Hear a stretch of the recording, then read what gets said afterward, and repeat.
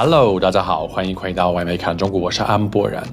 New Zealand Prime Minister Chris Hipkins has just left China after an official 6-day visit that aimed to boost trade between the two countries and show the rest of the Western world that despite being a member of the infamous Five Eyes alliance, New Zealand will walk its own path when it comes to dealing with its largest trading partner.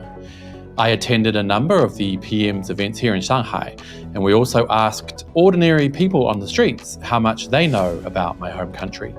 This is Reports on China. I'm Andy Boreham in Shanghai. Let's get reporting. New Zealand Prime Minister Chris Hipkins arrived in China early this week, becoming the first Kiwi PM to visit since Jacinda Ardern came more than 3 years ago. After such a long time of limited contact and New Zealand officially slipping into recession this year, trade was top of the agenda.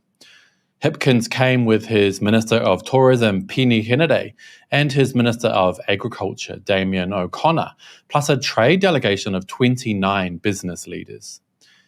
In the capital, Beijing, Hipkins met with China's top leaders, including President Xi Jinping and Premier Li Qiang, leading to a big tick of approval from New Zealand media. Radio New Zealand ran with the headline, "Hipkins passes diplomatic test with China's Xi," saying, Prime Minister Chris Hipkins' week-long trip to China centered on a meeting with China's President Xi Jinping, one of the world's most powerful men. Amid tense geostrategic conditions and with a trip to NATO in Europe looming, the stakes were sky high. But his diplomatic dance with the dragon was largely a success. They go on to mention an ongoing theme, that New Zealand is somehow walking a tightrope between relations with China, its largest trade partner, making up around New Zealand $40 billion of Kiwi exports last year, and the country's traditional partners, namely the other 4 members of the Five Eyes alliance, Australia, the US, the UK, and Canada. The Spectator continued with that theme under the headline, "Will New Zealand regret kowtowing to China?" where author Nicholas Shepherd noted, "New Zealand is striving to maintain a balance between China and its more traditional partners," before going on to, without even a slight hint of irony, use a new variation of the "but at what cost" meme. Hipkins' visit has cemented the relationship between China and New Zealand. But at what price? Prime Minister Hipkins rightly called the relationship between China and New Zealand an incredibly important one and called for an increase in the volume of trade between the two countries, as well as more people-to-people exchanges, particularly in the form of Chinese tourists coming back to New Zealand and Chinese students studying there. He said, "We offer one of the best tourist experiences in the world. We have a beautiful country, and we really enjoy sharing with people from around the world. We are very excited to see the number of Chinese visitors coming to New Zealand steadily growing again." President Xi called New Zealand a friend and partner and seemed to posit New Zealand as a model example of how relations between China and other Western nations should be. This from Shanghai Daily. Noting New Zealand's independent foreign policy, Xi said China had always treated New Zealand as a friend and partner and was ready to work with the country to promote the steady and sustained growth of their comprehensive strategic partnership. "We will continue to see each other as partners instead of rivals."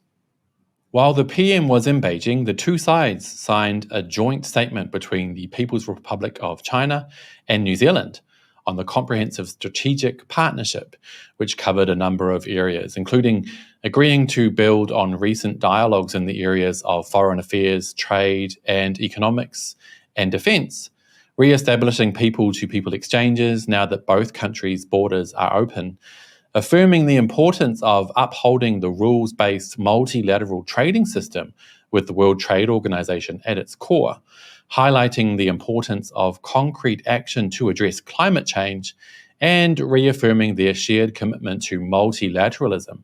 The importance of upholding the multilateral system based on international law with the United Nations at its core, and the peaceful settlement of international disputes through dialogue and consultation in accordance with the UN Charter. On Thursday, the Prime Minister's delegation arrived here in Shanghai. The first stop was the Baoshan International Folk Art Museum, and I was there, hoping to ask the PM a question or two.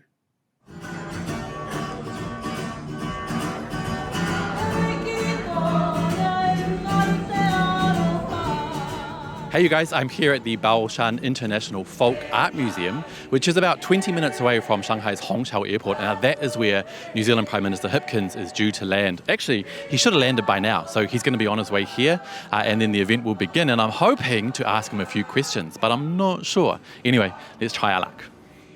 Unfortunately, his schedule was so packed that there wasn't much room left for chit-chat, especially if it wasn't on the schedule. The PM made a speech, the Kapahaka group did a performance, and then gifts were exchanged before everyone was off again to the next event. I did manage to sneak in a quick handshake with China's ambassador to New Zealand, Dr. Wang. Nice guy. Unfortunately, since I'm not a member of the New Zealand media, I couldn't get an invite to that afternoon's press event where the PM was harassed by a group of Kiwi reporters, not about the importance of the China trip, especially as New Zealand is now in a recession, but about a scandal surrounding one of his ministers back home. What a wasted opportunity. Oh well, that is life, I guess.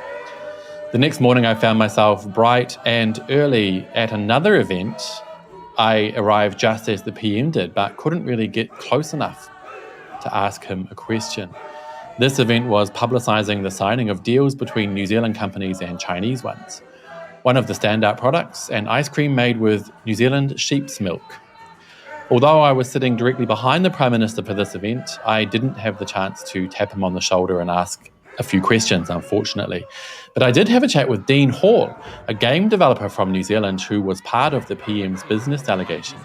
Yeah, so it's really for video games, it's been 10 years progress in one day, and I think it was about being in the right room and that language being used about the commitment and the trust and the respect really just meant that we started to really warmly open the door. And I think by the end of a few of the video game meetings, we were kind of sharing Chinese games that we knew and loved and stuff like that. So it really was an enormous kind of progress. We really had that red carpet rolled out right from the start. And I think that just makes a huge difference in elevating the relationship. Just in case you're wondering, I really wanted to ask the Prime Minister what ideas he might have to improve ordinary New Zealanders' understanding of China and the Chinese people, since the vast majority of them get their views and beliefs around this massive country from mainstream media, which, as we all know, is 99% biased, scaremongering crap, at least when it comes to China. Anyway, maybe next time. Someone we can chat with easily enough, though, is the ordinary people of China. Sophie is currently on the streets of Shanghai, ready to ask what people know about little old New Zealand. Sophie, can you hear me? Yeah, hello Andy, hello everyone. I am now on the street of Shanghai, and today we are going to find out how much do Chinese people know about New Zealand. Let's go. 我想问一下，你知道新西兰在地图上的哪个地方吗？在欧洲嘛。啊，我不知道。知道新西兰在哪个州吗？好像只有新西兰州吧，新西兰州大好像应该不是新西兰对吧？新西兰在大洋洲吧？知道啊，靠近澳大利亚吧？对啊，对的。在哪个州知道吗？澳洲吧？在澳洲还是大洋洲？澳洲吧？那叫澳洲旁边啊，那叫大洋洲是吗？啊。如果说到对新西兰的第一印象，你有什么印象吗？好像海很漂亮。大草原有是吗？是的，真的比较牧场这种，对，牧场。猕猴桃吗？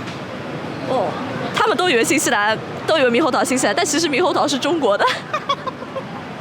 奶粉，然后我还知道那边听说是地很大，人很少。新西兰奶源非常丰富，很多牛奶的罐装品牌上面都有新西兰什么的。自然风光比较好，就是感觉想到《指环王》好像是在那里取景的吧。厉害！你知道《指环王》是新西兰的电影？对，好像他的导演也是新西兰人，是吗？是的，是怎么知道的？看 CCTV6 知道的。新西兰人都挺好的，挺好，都很帅。反正我肯定是有个老师是新西兰的。可能跟澳洲人比较接近吧，就是那种跟原生自然比较接近的那种民族，然后可能也比较生活节奏比较缓慢，比较 relax 的那种。看过一些纪录片，就那边会保留一些原始的这种土著，还有那种部落的文化，就好像有毛利人。对。哎，那两位觉得就是新西兰人的母语是什么？有知道吗？可能是不是应该也有本土语言，但是现在用的应该是英语吧？哎，那如果将来有机会，会想去新西兰旅游或者度假吗？会的，会，因为他们说那边环境很好啊，就是地大人少，应该很不错的。After seeing that, I have to make a bit of a confession. I've never actually seen the Lord of the Rings trilogy or the Hobbit trilogy. Oops. Anyway, after Prime Minister Hipkins' successful visit to China, I hope my country will continue being a role model for other Western nations when it comes to relations with Beijing. The anti-Chinese crap we have seen pouring out of Australia, the UK, the US, and Canada over the past few years is just unnecessary, and all it achieves is biting off one's nose to spite their face. And what does New Zealand owe to the US-led Western Alliance anyway? What has the US ever done for New Zealand? Let's take just one example, free trade agreements. New Zealand became the first developed country in the entire world to enter into a free trade agreement with China way back in 2008. Washington kicked up a stink about it, but did you know that to this day, the US refuses to sign a free trade agreement with New Zealand? So it's mighty hypocritical, if you ask me. Why should the US have the right to limit who a friendly country can trade with, while at the same time offering exactly zero support as an alternative? New Zealand Prime Minister Chris Hipkins is heading to the NATO summit in Lithuania shortly, in what Radio New Zealand is calling another test of his diplomatic skills. Let's see what happens then. Anyway, you guys, that's about it for today. But as always, I'd love to know what you guys think. Was Hipkins' trip to China a success? Can other Western nations learn from New Zealand's example? Do let me know down below, and don't forget to hit like and subscribe if you haven't already. And I'll see you all next time. Bye-bye.